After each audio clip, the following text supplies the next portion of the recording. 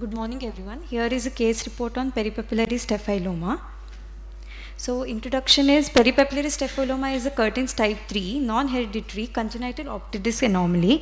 It is rare and usually unilateral. Pathology being weakened peripapillary structural support due to incomplete differentiation of posterior sclera from neural crest cells in the 5th month of gestation. Cycloplegic refraction reveals severe myopia in the affected eye. Fundus examination shows posterior scleral ectasia and thinning involving a normal disc. Coming to the case, a 20-year-old girl student visited OPD with complaints of insidious onset, non-progressive and painless diminution of far vision in the right eye noticed 5 years ago. No other ophthalmic complaints and no significant history could be elicited. On examination, head and ocular posture was normal. Both the anterior segments with extraocular movements and IOP were normal.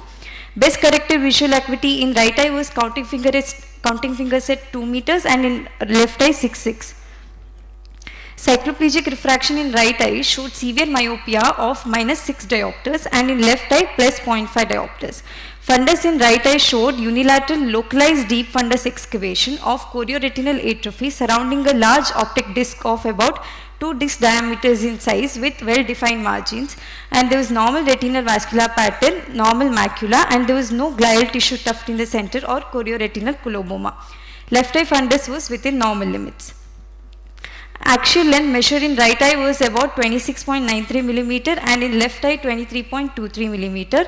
B-scan and MRI reports were suggestive of peripapillary staphyloma in right eye. This is the fundus photograph where in right eye we can see the unilateral around the disc fundus excavation and disc appearing normal with the large size and normal vascular pattern is seen. While this is a typical case of peripapillary staphyloma, its uniqueness lies in recognizing such a rare yet benign condition, and it helps in preventing misdiagnosis and wrong intervention. And also we need to keep in mind about such condition, especially during biometry, as it might lead to erroneous calculation of IOL power. Clinical implications being patient could have complaints of poor vision, squint, nystagmus and amblyopia. Can be associated with high myopia, cataract, retinal detachment or macular capture. There are some rare associations as well. Differential diagnosis being disc coloboma and morning glory syndrome. There is no current treatment, but progression has to be monitored. In children, one trial of occlusion therapy can be tried. Take-home message being peripapillary staphyloma, though rare in occurrence, is associated with poor visual outcome. Routine follow-ups are necessary to detect complications like retinal detachment and cataract, so early intervention can be done. And it should be differentiated from other congenital disc anomalies and should be cautious while doing biometry for cataract surgery. Thank you. So, have you done ultrasound in this patient? B-scan was done, ma'am. You could have shown us because that picture is typical. Yes. Yeah. So in ultrasound also you can differentiate other abnormalities of optic nerve. Yes. So that is always very informative to show that picture how you differentiate from the other. Yes. Thank you. How has the peripapillary staphyloma in your case led to reduction in BCVA?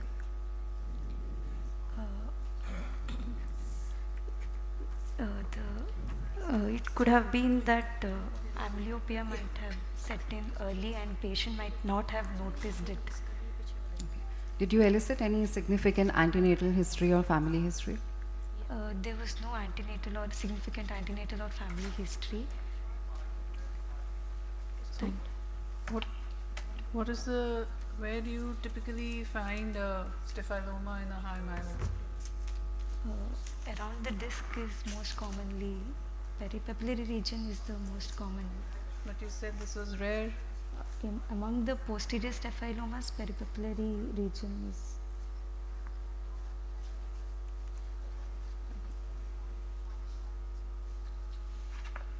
Okay, thank you.